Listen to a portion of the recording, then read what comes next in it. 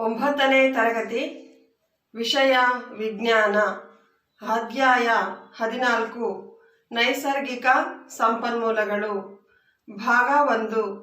ಈ ಅಧ್ಯಾಯಕ್ಕೆ ನಿಮಗೆ ಸ್ವಾಗತ. ವಿದ್ಯಾರ್ಥಿಗಳೇ, ಭಾಗ 1ರಲ್ಲಿ ನೈಸರ್ಗಿಕ ಸಂಪನ್ಮೂಲಗಳು ಎಂದರೇನು, ಭೂಮಿಯ ಮೇಲಿನ ನೈಸರ್ಗಿಕ ಸಂಪನ್ಮೂಲಗಳು ಯಾವುವು, ಹಾಗೆಯೇ ಜೈವಿಕ ಮತ್ತು ಅಜೈವಿಕ ಘಟಕಗಳು, ವಾತಾವರಣದಲ್ಲಿರುವಂತಹ ಗಾಳಿಯಲ್ಲಿರುವಂತಹ ವಿವಿಧ ಘಟಕಗಳು, ಹಾಗೆಯೇ ವಾತಾವರಣದಿಂದ ಕಾರ್ಬನ್ ಡೈಆಕ್ಸೈಡ್ ಹೇಗೆ ಸ್ಥಿರೀಕರಣಗೊಳ್ಳುತ್ತದೆ,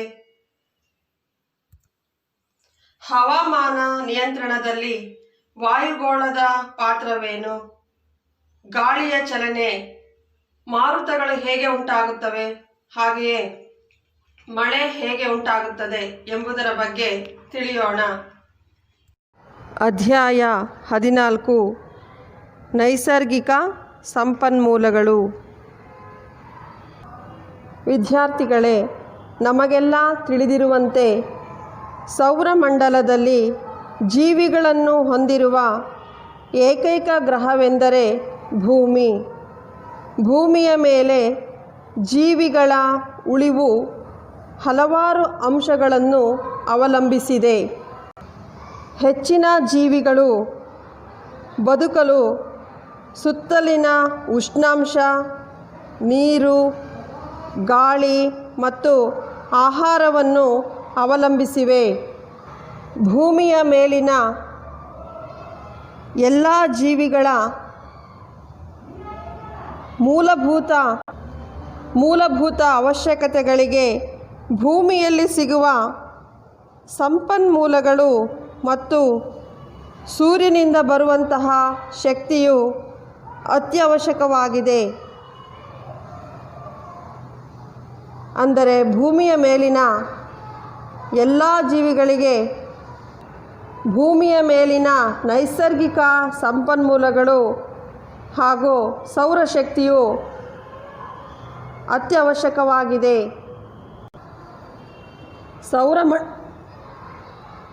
ಸೌರಮಂಡಲದಲ್ಲಿ ಭೂಮಿ ಒಂದು ಅಪೂರ್ವ ಗ್ರಹವಾಗಿದೆ.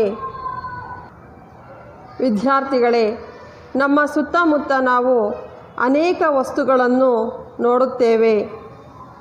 ಅವುಗಳಲ್ಲಿ ಪ್ರಕೃತಿಯಲ್ಲಿ ದೊರೆಯುವಂತಹ ಹಾಗೂ ಮಾನವನಿಗೆ ಉಪಯುಕ್ತವಾಗುವಂತಹ ವಸ್ತುಗಳನ್ನು ನಾವು ನೈಸರ್ಗಿಕ ಸಂಪನ್ಮೂಲಗಳು ಎಂದು ಕರೆಯುತ್ತೇವೆ.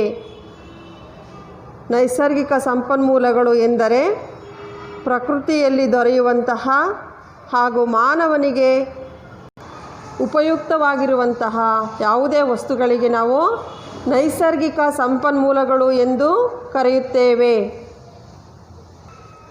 ನೈಸರ್ಗಿಕ ಸಂಪನ್ಮೂಲಗಳಲ್ಲಿ ಬಹಳಷ್ಟು ನಮ್ಮ ಉಳಿವಿಗೆ ಅತ್ಯಗತ್ಯ. ಅವುಗಳಲ್ಲಿ ಕೆಲವು ನಮ್ಮ ಅವಶ್ಯಕತೆಗಳನ್ನು ಪೂರೈಸುವುದಕ್ಕೆ ಉಪಯೋಗಿಸಲ್ಪಡುತ್ತವೆ. ಮಕ್ಕಳೇ, ಹಾಗಾದರೆ ಭೂಮಿಯ ಮೇಲಿರುವ ಆ ಸಂಪನ್ಮೂಲಗಳು ಯಾವುವು? ನೆಲ, ನೀರು, ಗಾಳಿ ಇವು ನೈಸರ್ಗಿಕ ಸಂಪನ್ಮೂಲಗಳಾಗಿವೆ. ಭೂಮಿಯ ಮೇಲೆ ಜಲಗೋಳ, ವಾಯುಗೋಳ ಮತ್ತು ಭೂಗೋಳಗಳು ಒಂದರೊಡನೊಂದು ಪರಸ್ಪರ ವರ್ತಿಸಿ ಜೀವಿಗಳು ಬದುಕಲು ಸಾಧ್ಯವಿರುವಂತಹ ಪ್ರದೇಶಕ್ಕೆ ನಾವು ಜೀವಿಗೋಳ ಎಂದು ಕರೆಯುತ್ತೇವೆ. ಜೀವಿಗೋಳವು ವಾಯುಗೋಳ, ಜಲಗೋಳ, ಭೂಗೋಳಗಳೊಂದಿಗೆ ಪರಸ್ಪರ ಸಂಪರ್ಕ ಹೊಂದಿದೆ. ಭೂಮಿಯ ಮೇಲೆ ದೊರೆಯುವಂತಹ ನೆಲ, ನೀರು, ಗಾಳಿ, ಸೌರಶಕ್ತಿ, ವನ್ಯಜೀವಿಗಳು, ಅರಣ್ಯಗಳು, ಮಣ್ಣು ಇವೆಲ್ಲವೂ ಸಹ ನೈಸರ್ಗಿಕ ಸಂಪನ್ಮೂಲಗಳಾಗಿವೆ.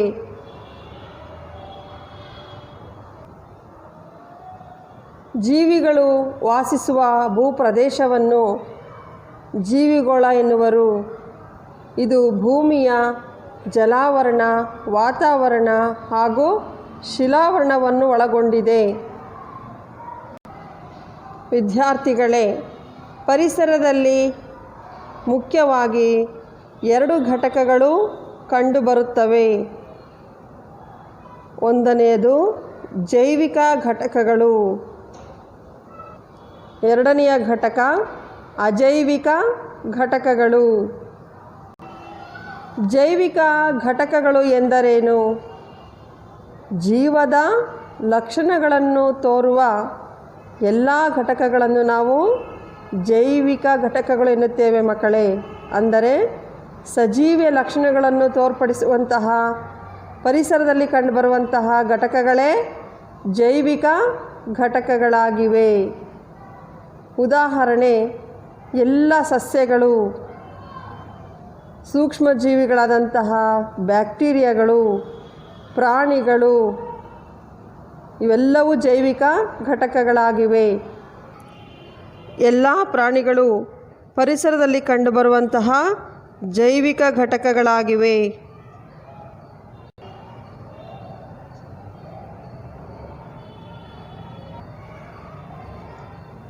ಪಕ್ಷಿಗಳು ಇವು ಸಹ ಪರಿಸರದ ಜೈವಿಕ ಘಟಕಗಳು. ಮೀನುಗಳು, ಹೀಗೆ ಎಲ್ಲ ಪ್ರಾಣಿಗಳು ಪರಿಸರದ ಜೈವಿಕ ಘಟಕಗಳಾಗಿವೆ. ಹಾಗೆಯೇ ಎಲ್ಲ ಸಸ್ಯಗಳು ಸಹ ಪರಿಸರದ ಜೈವಿಕ ಘಟಕಗಳಾಗಿವೆ. ಸೂಕ್ಷ್ಮಜೀವಿಗಳಾದ ಬ್ಯಾಕ್ಟೀರಿಯಾಗಳು, ಸೂಕ್ಷ್ಮಜೀವಿಗಳು ಸಹ ಪರಿಸರದ ಜೈವಿಕ ಘಟಕಗಳಾಗಿವೆ.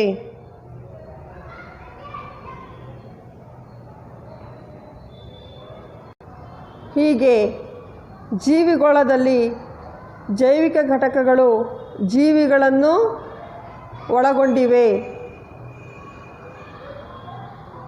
ಹಾಗೆಯೇ ಅಜೈವಿಕ ಘಟಕಗಳು ಗಾಳಿ, ನೀರು, ಮಣ್ಣು ಮುಂತಾದವುಗಳನ್ನು ಒಳಗೊಂಡಿವೆ.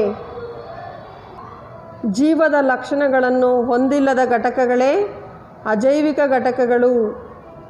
ಗಾಳಿ, ಸೂರ್ಯನ ಬೆಳಕು, ತಾಪ, ಮಳೆ, ಆರ್ದ್ರತೆ, ಮಣ್ಣು, ನೀರು ಮುಂತಾದ ಭೌತಿಕ ಅಂಶಗಳೆಲ್ಲವೂ ಸಹ ಅಜೈವಿಕ ಘಟಕಗಳಾಗಿವೆ. ಮಕ್ಕಳೇ, ಜೀವಿಗಳ ಉಸಿರು ಗಾಳಿ. ಜೀವಿಗಳು ಬದುಕಲು ಅತ್ಯವಶ್ಯಕವಾಗಿರುವಂತಹ ಮೂಲಭೂತ ಅವಶ್ಯಕತೆಗಳಲ್ಲಿ ಒಂದಾದ ಗಾಳಿ, ಅದರ ಸಂಯೋಜನೆ ಬಗ್ಗೆ ತಿಳಿಯೋಣ. ಗಾಳಿ ಇದು ಒಂದು ಅಜೈವಿಕ ಘಟಕವಾಗಿದೆ. ಇದು ಹಲವಾರು ಅನಿಲಗಳ ಮಿಶ್ರಣವಾಗಿದೆ. ಹಾಗಾದರೆ ಗಾಳಿ ಯಾವುದರ ಮಿಶ್ರಣವಾಗಿದೆ? ಗಾಳಿಯಲ್ಲಿರುವಂತಹ ಅನಿಲಗಳು ಯಾವುವು ಮಕ್ಕಳೇ? ಹೌದು, ಗಾಳಿಯಲ್ಲಿರುವಂತಹ ಅನಿಲಗಳು ಯಾವುವೆಂದರೆ ನೈಟ್ರೋಜನ್, ಆಕ್ಸಿಜನ್, ಕಾರ್ಬನ್ ಡೈಆಕ್ಸೈಡ್, ನೀರಾವಿ, ಹಾಗೆ ಕೆಲವು ಜಡಾನಿಲಗಳು, ಇವೆಲ್ಲದರ ಮಿಶ್ರಣವೇ ಗಾಳಿ. ಹಾಗಾದರೆ ನಾವು ಗಾಳಿಯನ್ನು ಒಂದು ಮಿಶ್ರಣ ಎಂದು ಕರೆಯಬಹುದಲ್ಲವೇ? ಗಾಳಿಯಲ್ಲಿ ಅತಿ ಹೆಚ್ಚಿನ ಪ್ರಮಾಣದಲ್ಲಿರುವಂತಹ ಅನಿಲವೆಂದರೆ ನೈಟ್ರೋಜನ್. 78%, ಶೇಕಡವಾರು 78% ಗಾಳಿಯಲ್ಲಿ ನೈಟ್ರೋಜನ್ ಇದೆ. ಹಾಗೆಯೇ 21% ಆಕ್ಸಿಜನ್ ಅನಿಲವಿದೆ. ಹಾಗೆಯೇ ಆರ್ಗಾನ್ ಎಂಬ ಜಡಾನಿಲ, 0.03% ಶೇಕಡ ಕಾರ್ಬನ್ ಡೈಆಕ್ಸೈಡ್, ನೀರಾವಿ, ಹೀಗೆ ಗಾಳಿಯು ಅನಿಲಗಳ ಮಿಶ್ರಣವಾಗಿದೆ. ಶುಕ್ರ ಮತ್ತು ಮಂಗಳದಂತಹ ಗ್ರಹಗಳಲ್ಲಿ ಜೀವಿಗಳು ಇದುವರೆಗೂ ಕಂಡುಬಂದಿಲ್ಲ. ಅಲ್ಲಿನ ವಾತಾವರಣದ ಪ್ರಮುಖ ಘಟಕ ಕಾರ್ಬನ್ ಡೈಆಕ್ಸೈಡ್.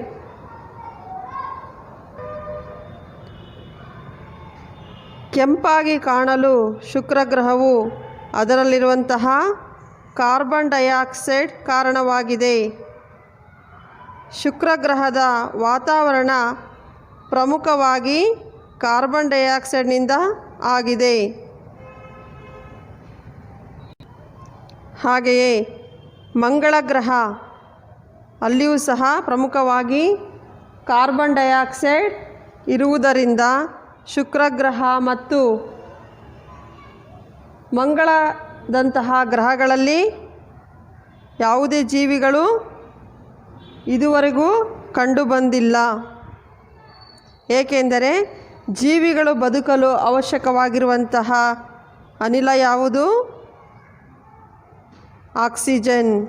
ಹಾಗಾಗಿ ಭೂಗ್ರಹದಲ್ಲಿರುವಂತಹ ಇಲ್ಲಿ ವಾತಾವರಣದಲ್ಲಿ ಜೀವಿಗಳ ಉಸಿರಾಟಕ್ಕೆ ಬೇಕಾಗುವಂತಹ ಆಕ್ಸಿಜನ್ ಕಂಡುಬರುವುದಿಲ್ಲ. ಹಾಗಾಗಿ ಶುಕ್ರ ಮತ್ತು ಮಂಗಳದಂತಹ ಗ್ರಹಗಳಲ್ಲಿ ಜೀವಿಗಳು ಕಂಡುಬಂದಿಲ್ಲ. ಪ್ರೊಕ್ಯಾರಿಯೋಟ್ ಮತ್ತು ಯೂಕ್ಯಾರಿಯೋಟ್ ಜೀವಿಗಳಿಗೆ ಗ್ಲೂಕೋಸನ್ನು ವಿಭಜಿಸಿ ಅವುಗಳಿಗೆ ಬೇಕಾದ ಶಕ್ತಿಯನ್ನು ಪಡೆಯಲು ಆಕ್ಸಿಜನ್ ಅವಶ್ಯಕ. ಇದರ ಫಲವಾಗಿ ಕಾರ್ಬನ್ ಡೈಆಕ್ಸೈಡ್ ಬಿಡುಗಡೆಯಾಗುತ್ತದೆ. ದಹನ ಕ್ರಿಯೆಯು ಆಕ್ಸಿಜನನ್ನು ಬಳಸಿಕೊಂಡು ಕಾರ್ಬನ್ ಡೈಆಕ್ಸೈಡನ್ನು ಬಿಡುಗಡೆ ಮಾಡುವಂತಹ ಮತ್ತೊಂದು ಕ್ರಿಯೆಯಾಗಿದೆ. ಮಕ್ಕಳೇ, ನಮ್ಮ ಉಸಿರಾಟ ಕ್ರಿಯೆಯಲ್ಲಿ ಬಿಡುಗಡೆಯಾಗುವಂತಹ ಅನಿಲವು ಯಾವುದು? Carbon dioxide. ಹಾಗೆಯೇ ಯಾವುದೇ ಇಂಧನಗಳ ದಹನ ಕ್ರಿಯೆಯಲ್ಲಿ ಬಿಡುಗಡೆಯಾಗುವಂತಹ ಅನಿಲ ಯಾವುದೆಂದರೆ ಕಾರ್ಬನ್ ಡೈಆಕ್ಸೈಡ್. ಇದು ಕೇವಲ ಶಕ್ತಿಗಾಗಿ ಫಾಸಿಲ್ ಇಂಧನಗಳನ್ನು ಉರಿಸುವ ಮಾನವ ಚಟುವಟಿಕೆಗಳನ್ನು ಒಳಗೊಂಡಿದೆ. ಯಾವುದು? ದಹನ ಕ್ರಿಯೆಯಲ್ಲಿ ಬಿಡುಗಡೆಯಾಗುವಂತಹ ಕಾರ್ಬನ್ ಡೈಆಕ್ಸೈಡು ಮಾನವನ ಚಟುವಟಿಕೆಗಳನ್ನು ಒಳಗೊಂಡಿದೆ. ಮಕ್ಕಳೇ, ವಾತಾವರಣದಲ್ಲಿರುವಂತಹ ಕಾರ್ಬನ್ ಡೈಆಕ್ಸೈಡ್ ಹೇಗೆ ಸ್ಥಿರೀಕರಣಗೊಳ್ಳುತ್ತದೆ? ಪೋಷಕಾಂಶವು ಸಂಗ್ರಹ ಮೂಲದಿಂದ ಜೀವಿಗಳನ್ನೊಳಗೊಂಡಿರುವಂತಹ ವಿನಿಮಯ ಮೂಲಕ್ಕೆ ಚಲಿಸುವಂತಹ ಕ್ರಿಯೆಗೆ ನಾವು ಸ್ಥಿರೀಕರಣ ಎಂದು ಕರೆಯುತ್ತೇವೆ. ಹಾಗಾದರೆ ವಾತಾವರಣದಲ್ಲಿರುವಂತಹ ಕಾರ್ಬನ್ ಡೈಆಕ್ಸೈಡ್ ಭೂಮಿಯ ಮೇಲಿರುವಂತಹ ಜೀವಿಗಳ ಕಡೆಗೆ ಹೇಗೆ ಸ್ಥಿರೀಕರಣ ಹೊಂದುತ್ತದೆ? ಕಾರ್ಬನ್ ಡೈಆಕ್ಸೈಡ್ ಎರಡು ವಿಧಗಳಲ್ಲಿ ಸ್ಥಿರೀಕರಣ ಹೊಂದುತ್ತದೆ. ಮೊದಲನೇದಾಗಿ, ಹಸಿರು ಸಸ್ಯಗಳು ಸೂರ್ಯನ ಬೆಳಕಿನಲ್ಲಿ ಕಾರ್ಬನ್ ಡೈಆಕ್ಸೈಡನ್ನು ಗ್ಲೂಕೋಸ್ ಆಗಿ ಪರಿವರ್ತಿಸುತ್ತವೆ. ಹಸಿರು ಸಸ್ಯಗಳಲ್ಲಿ ನಡೆಯುವಂತಹ ದ್ಯುತಿ ಸಂಶ್ಲೇಷಣಾ ಕ್ರಿಯೆಯ ಮೂಲಕ ಸಸ್ಯಗಳಲ್ಲಿರುವಂತಹ ಕ್ಲೋರೋಪ್ಲಾಸ್ಟ್ ಸೌರಶಕ್ತಿಯನ್ನು ಸೆರೆಹಿಡಿದು ಕಾರ್ಬನ್ ಡೈಆಕ್ಸೈಡನ್ನು ಗ್ಲೂಕೋಸ್ ಆಗಿ ಪರಿವರ್ತಿಸುತ್ತದೆ. ಈ ಕ್ರಿಯೆಗೆ ದ್ಯುತಿ ಸಂಶ್ಲೇಷಣಾ ಕ್ರಿಯೆ ಎಂದು ಕರೆಯುತ್ತೇವೆ. ಎಲೆಗಳಲ್ಲಿ ಕಂಡುಬರುವಂತಹ ಜೀವಕೋಶಗಳಲ್ಲಿ ಪತ್ರಹರಿತು ಇರುವುದು. ಹೀಗೆ ಸಸ್ಯಗಳಲ್ಲಿ ನಡೆಯುವಂತಹ ದ್ಯುತಿ ಸಂಶ್ಲೇಷಣಾ ಕ್ರಿಯೆಯಿಂದ ಒಂದು ಉತ್ಪನ್ನವಾಗಿ ಸಸ್ಯಗಳು ದ್ಯುತಿ ಸಂಶ್ಲೇಷಣಾ ಕ್ರಿಯೆ ನಡೆಸಲು ವಾತಾವರಣದಲ್ಲಿರುವಂತಹ ಕಾರ್ಬನ್ ಡೈಆಕ್ಸೈಡನ್ನು ಬಳಕೆ ಮಾಡಿಕೊಳ್ಳುತ್ತವೆ. ಹಾಗಾದರೆ ಕಾರ್ಬನ್ ಡೈಆಕ್ಸೈಡ್ ಸ್ಥಿರೀಕರಣಗೊಳ್ಳುವಂತಹ ಕ್ರಿಯೆ ಯಾವುದು ಮಕ್ಕಳೇ?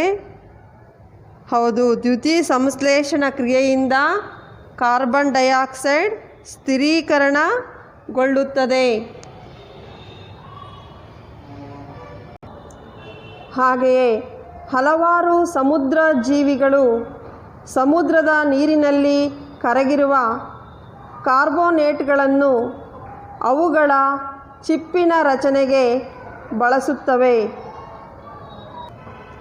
ಮೃದ್ವಂಗಿಗಳಂತಹ ಜೀವಿಗಳು ಕ್ಯಾಲ್ಸಿಯಂ ಕಾರ್ಬೋನೇಟ್ನಿಂದಾದಂತಹ ಚಿಪ್ಪುಗಳನ್ನು ತಯಾರಿಸಿಕೊಳ್ಳುತ್ತವೆ.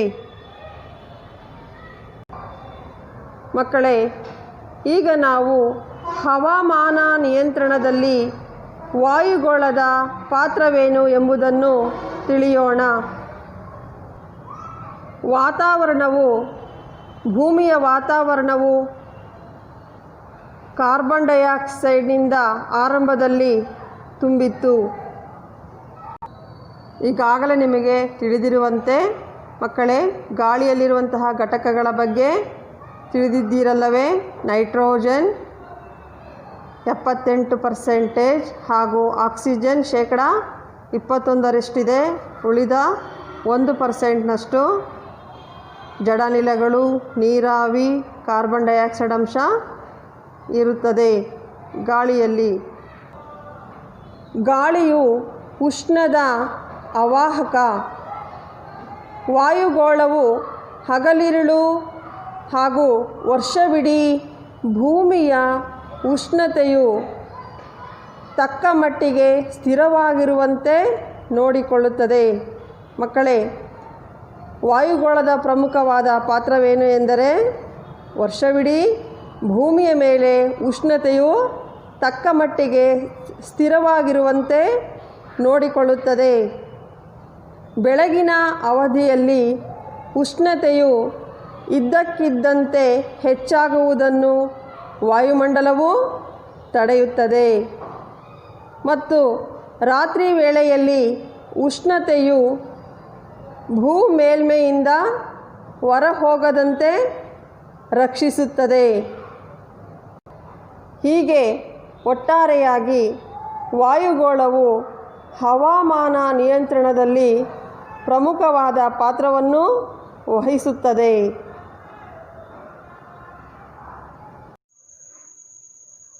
ಆದರೆ ಚಂದ್ರನ ಮೇಲೆ ಯಾವುದೇ ವಾಯುಗೋಳವಿರುವುದಿಲ್ಲ.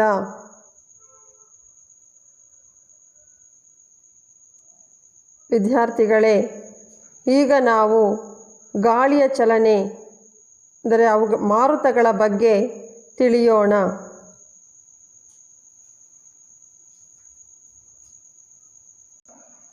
ಹಗಲಿನಲ್ಲಿ ತೀರ ಪ್ರದೇಶದ ಪರಿಸ್ಥಿತಿಯನ್ನು ನೋಡಿದಾಗ ಭೂಮಿಯ ಮೇಲಿನ ಗಾಳಿ ಬೇಗನೆ ಬಿಸಿಯಾಗಿ ಮೇಲೇರಲು ಪ್ರಾರಂಭಿಸುತ್ತದೆ. ಈ ರೀತಿ ಗಾಳಿಯು ಮೇಲೇರಿದಂತೆಲ್ಲ ಕಡಿಮೆ ಒತ್ತಡದ ಪ್ರದೇಶವು ಉಂಟಾಗಿ ಆ ಸ್ಥಳಕ್ಕೆ ಸಮುದ್ರದ ಮೇಲಿನ ಗಾಳಿಯು ಪ್ರವಹಿಸುತ್ತದೆ.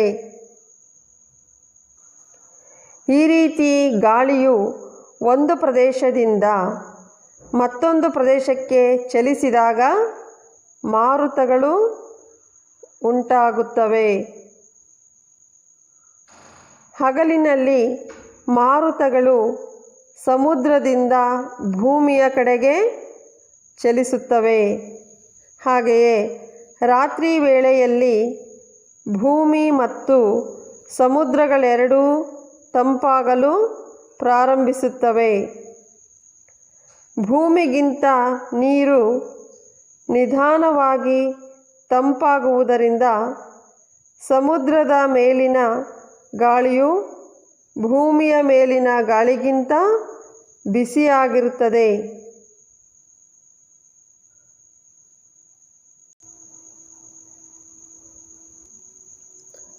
ಹಗಲಿನ ವೇಳೆಯಲ್ಲಿ ಕಾದ ಭೂಮಿ ಮತ್ತು ನೀರಿನಿಂದ ಹೊರಸೂಸಲ್ಪಟ್ಟ ವಿಕಿರಣಗಳಿಂದ ಗಾಳಿಯು ಬಿಸಿಯಾಗಿ ಮೇಲೇರುತ್ತದೆ. ಭೂಮಿಯು ನೀರಿಗಿಂತ ಬೇಗ ಬಿಸಿಯಾಗುವುದರಿಂದ ಭೂಮಿಯ ಮೇಲಿನ ಗಾಳಿಯು ನೀರಿನ ಮೇಲಿನ ಗಾಳಿಗಿಂತ ಬೇಗ ಬಿಸಿಯಾಗುತ್ತದೆ.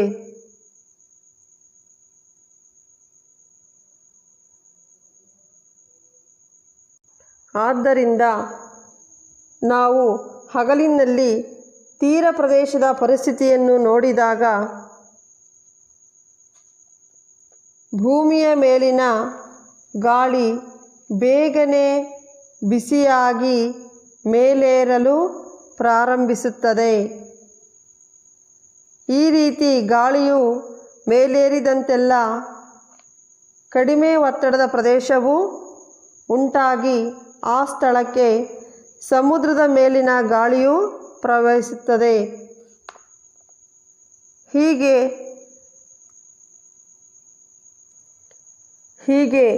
ಗಾಳಿಯು ಒಂದು ಪ್ರದೇಶದಿಂದ ಮತ್ತೊಂದು ಪ್ರದೇಶಕ್ಕೆ ಚಲಿಸಿದಾಗ ಮಾರುತಗಳು ಉಂಟಾಗುತ್ತವೆ.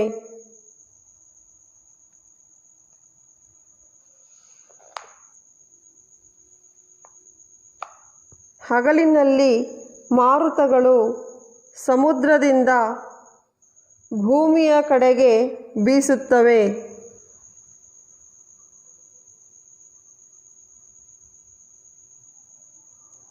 ರಾತ್ರಿ ವೇಳೆಯಲ್ಲಿ ಭೂಮಿ ಮತ್ತು ಸಮುದ್ರಗಳೆರಡೂ ತಂಪಾಗಲು ಪ್ರಾರಂಭಿಸುತ್ತವೆ. ಭೂಮಿಗಿಂತ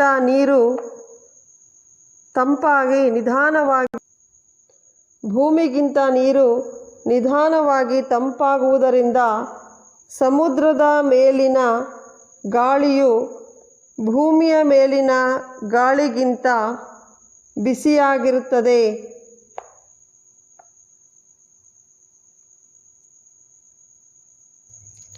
ಗಾಳಿಯ ಚಲನೆಯು ನವಿರಾದ ತಂಗಾಳಿಯೇ, ಪ್ರಖರ ಮಾರುತಗಳೇ ಅಥವಾ ದೊಡ್ಡ ಚಂಡಮಾರುತಗಳೇ, ಯಾವುದು ನಮಗೆ ಮಳೆಯನ್ನು ತರುತ್ತದೆ ಎಂಬುದನ್ನು ನಂತರ ತಿಳಿಯೋಣ. ಒಟ್ಟಾರೆ ಈ ಎಲ್ಲ ವಿದ್ಯಮಾನಗಳು ವಾತಾವರಣದಲ್ಲಿನ ಗಾಳಿಯು ಬಿಸಿಯಾಗುವುದು ಮತ್ತು ನೀರು ಆವಿಯಾಗುವುದರ ಪರಿಣಾಮವಾಗಿ ಉಂಟಾಗುತ್ತದೆ. ಜಲಮೂಲಗಳ ಕಾಯುವಿಕೆಯಿಂದ ಮತ್ತು ಜೀವಿಗಳ ಚಟುವಟಿಕೆಗಳಿಂದ ನೀರಾವಿಯು ಉಂಟಾಗುತ್ತದೆ. ಜಲಮೂಲಗಳು ಮತ್ತು ಭೂಮಿಯಿಂದ ಪ್ರತಿಫಲಿಸುವಂತಹ ವಿಕಿರಣಗಳಿಂದ ವಾತಾವರಣವು ಕೆಳಗಿನಿಂದ ಬಿಸಿಯಾಗುತ್ತದೆ. ಆಗ ವಾತಾವರಣದಲ್ಲಿ ಸಂವಹನ ಪ್ರವಾಹಗಳು ಉಂಟಾಗುತ್ತವೆ. ಮಕ್ಕಳೇ, ನಿಮ್ಮ ಪಠ್ಯಪುಸ್ತಕದಲ್ಲಿರುವಂತಹ ಚಟುವಟಿಕೆ 14.2 ಗಮನಿಸಿ. ಈ ಚಟುವಟಿಕೆಯನ್ನು ನೀವು ಸುಲಭವಾಗಿ ಮನೆಯಲ್ಲಿಯೂ ಮಾಡಬಹುದು.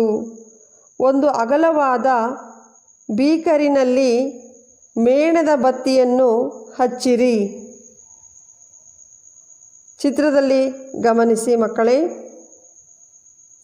ಒಂದು ಬೀಕರಿನಲ್ಲಿ ನಾವು ಮೊದಲು ಮೇಣದ ಬತ್ತಿಯನ್ನು ಹಚ್ಚಬೇಕು. ನಂತರ ಒಂದು ಅಗರಬತ್ತಿಯನ್ನು ಅಥವಾ ಊದಿನ ಕಡ್ಡಿಯನ್ನು ಹಚ್ಚಿ ಅದನ್ನು ಬೀಕರಿನ ಬಾಯಿಯ ಮೇಲ್ಭಾಗದಲ್ಲಿ ಹಿಡಿಯಿರಿ. ಈ ರೀತಿ ಚಿತ್ರದಲ್ಲಿರುವಂತೆ ಅದರ ಬಾಯಿಗೆ ಊದಿನ ಕಡ್ಡಿಯನ್ನು ಹಿಡಿಯಬೇಕು. ಬೀಕರಿನ ಬಾಯಿಯ ಅಂಚಿನಲ್ಲಿ ಅಗರಬತ್ತಿಯನ್ನು ಹಿಡಿದಾಗ ಹೊಗೆ ಯಾವ ಕಡೆಗೆ ಹರಿಯುತ್ತದೆ ಎಂಬುದನ್ನು ನೀವು ಗಮನಿಸಿ. ಅಗರಬತ್ತಿಯನ್ನು ಮೇಣದ ಬತ್ತಿಯ ಮೇಲ್ಭಾಗದಲ್ಲಿ ಹಿಡಿದಾಗ ಹೊಗೆ ಯಾವ ಕಡೆಗೆ ಹರಿಯುತ್ತದೆ? ಅಂದರೆ ಬೀಕರಿನ ಬಾಯಿಯ ಅಂಚಿನಲ್ಲಿಟ್ಟಾಗ ಯಾವ ಕಡೆಗೆ ಚಲಿಸುತ್ತದೆ. ಹಾಗೆಯೇ ನೇರವಾಗಿ ಮೇಣದ ಬತ್ತಿಯ ಮೇಲ್ಭಾಗದಲ್ಲಿ ಹಿಡಿದಾಗ ಹೊಗೆ ಯಾವ ಕಡೆಗೆ ಚಲಿಸುತ್ತದೆ ಎಂಬುದನ್ನು ಗಮನಿಸಿ. ಅಗರಬತ್ತಿಯನ್ನು ಬೇರೆ ಕಡೆ ಹಿಡಿದಿದ್ದಾಗ ಹೊಗೆ ಯಾವ ಕಡೆಗೆ ಹರಿಯುತ್ತದೆ ಎಂಬುದನ್ನು ಗಮನಿಸಿ ಮಕ್ಕಳೇ. ಈ ಒಂದು ಚಟುವಟಿಕೆಯಿಂದ ನಾವು ಬಿಸಿ ಮತ್ತು ತಂಪು ಗಾಳಿಯು ಯಾವ ದಿಕ್ಕಿನಲ್ಲಿ ಚಲಿಸುತ್ತವೆ ಎಂಬುದನ್ನು ಹೊಗೆಯ ಚಲನೆಯಿಂದ ತಿಳಿದುಕೊಳ್ಳಬಹುದು. ವಿದ್ಯಾರ್ಥಿಗಳೇ, ಇಲ್ಲಿ ಅಗರಬತ್ತಿಯ ಹೊಗೆಯನ್ನು ನಾವು ಬೀಕರಿನ ಬದಿಗೆ ತಂದಾಗ ಯಾವ ಕಡೆಗೆ ಚಲಿಸುತ್ತದೆ ಎಂಬುದನ್ನು ಗಮನಿಸಿ. ಹಾಗೆಯೇ ಅಗರಬತ್ತಿಯನ್ನು ಮೇಣದ ಬತ್ತಿಯ ಮೇಲ್ಭಾಗಕ್ಕೆ ತಂದಾಗ ಹೊಗೆಯು ಅಲ್ಲಿ ಬಿಸಿಯಾಗುವುದರಿಂದ ಯಾವ ಕಡೆಗೆ ಚಲಿಸುತ್ತದೆ ಎಂಬುದನ್ನು ಗಮನಿಸಿ. ಬಿಸಿ ಗಾಳಿಯು ಹಗುರವಾಗಿ ಮೇಲೇರುವುದನ್ನು ನಾವು ಗಮನಿಸಬಹುದು.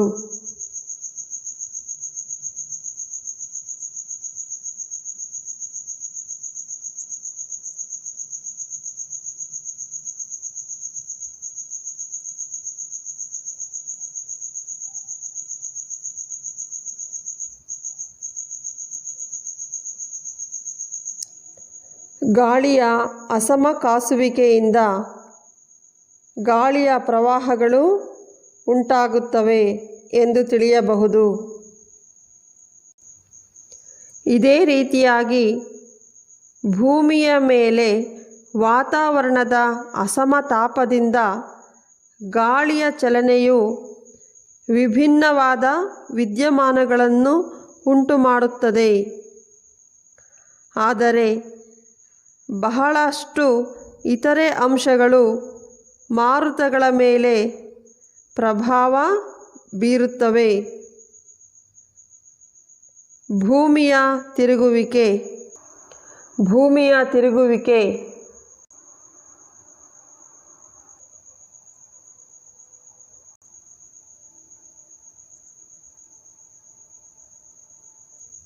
ಮತ್ತು ಮಾರುತಗಳ ಚಲನೆಯ ಮಾರ್ಗದಲ್ಲಿರುವಂತಹ ಪರ್ವತಗಳು ಇದರಲ್ಲಿ ಒಳಗೊಂಡಿವೆ. ಅಂದರೆ ಮಾರುತಗಳ ಮೇಲೆ ಪ್ರಭಾವ ಬೀರುವಂತಹ ಅಂಶಗಳಲ್ಲಿ ಭೂಮಿಯ ತಿರುಗುವಿಕೆ ಮತ್ತು ಮಾರುತಗಳ ಚಲನೆಯ ಮಾರ್ಗದಲ್ಲಿರುವಂತಹ ಪರ್ವತಗಳು ಸೇರಿವೆ.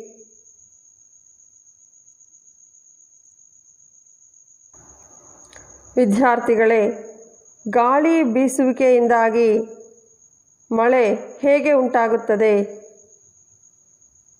ಮಳೆ ಉಂಟಾಗುವಿಕೆಯ ಬಗ್ಗೆ ತಿಳಿಯೋಣ.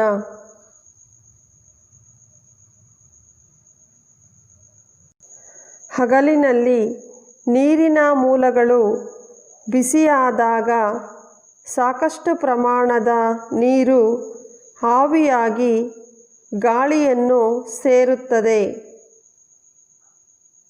ಜೀವಿಗಳ ಕೆಲವು ಜೈವಿಕ ಚಟುವಟಿಕೆಗಳಿಂದಲೂ ಸ್ವಲ್ಪ ಪ್ರಮಾಣದ ನೀರಾವಿಯು ಗಾಳಿಯನ್ನು ಸೇರುತ್ತದೆ. ಈ ಗಾಳಿಯು ಬಿಸಿಯಾಗುತ್ತದೆ. ಇದು ನೀರಾವಿಯೊಂದಿಗೆ ಸೇರಿ ಮೇಲೇರುತ್ತಾ ಹೋಗುತ್ತದೆ.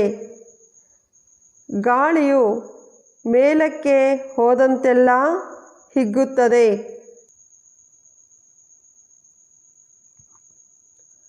ಗಾಳಿಯು ಮೇಲಕ್ಕೆ ಹೋದಂತೆಲ್ಲ ಹಿಗ್ಗುತ್ತದೆ ಮತ್ತು ತಂಪಾಗುತ್ತದೆ.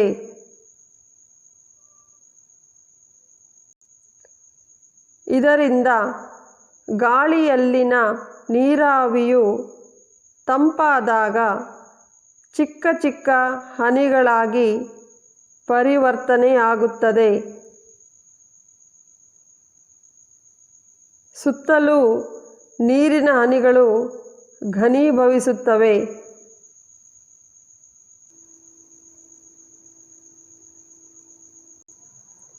ಸೂರ್ಯನ ಬಿಸಿಲಿಗೆ ನೀರಿನ ಮೂಲಗಳು ಕಾದು ನೀರಾವಿಯು ಮೇಲೇರುತ್ತಾ ಹೋಗುತ್ತದೆ.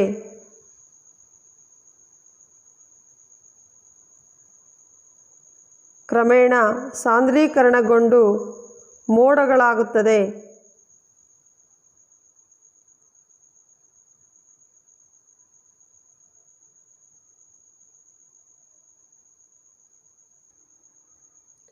ಮೋಡಗಳು ಒಂದು ಕಡೆಯಿಂದ ಮತ್ತೊಂದು ಕಡೆಗೆ ಚಲಿಸುತ್ತವೆ. ತಂಪಾದಾಗ ನೀರಾವಿಯು ಮಳೆಹನಿಯಾಗಿ ಬೀಳುತ್ತದೆ.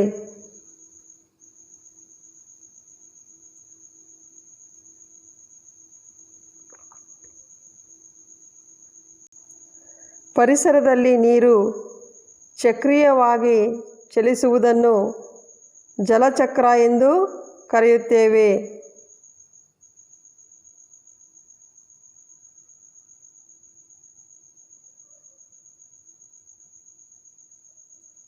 ನೀರು ಆವಿಯಾಗಿ ಮೇಲೇರಿ ನಂತರ ಅದು ಸಾಂದ್ರೀಕರಣಗೊಂಡು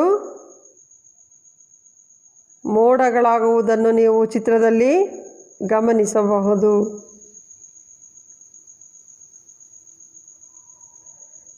ನೋಡಿ ಮಕ್ಕಳೇ, ಮೋಡಗಳು ಹೇಗೆ ಉಂಟಾಗುತ್ತವೆ. ಮೋಡದಲ್ಲಿ ನೀರಿನ ಹನಿಗಳು ಹೇಗಿವೆ ಎಂಬುದನ್ನು ಗಮನಿಸಿ. ತಂಪಾದಾಗ ಅವು ಹೇಗೆ ನೀರಿನ ಹನಿಗಳಾಗಿ ಕೆಳಗೆ ಬೀಳುತ್ತವೆ.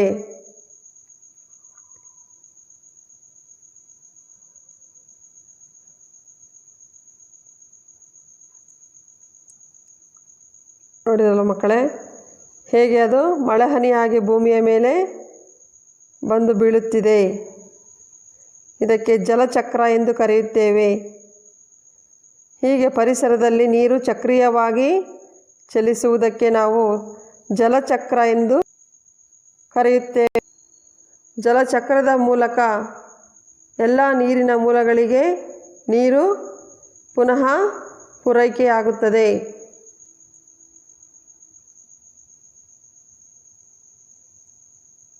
ಭಾರತದ ಮೇಲಿರುವ ಮೋಡಗಳನ್ನು ತೋರಿಸುತ್ತಿರುವ ಉಪಗ್ರಹ ಚಿತ್ರ.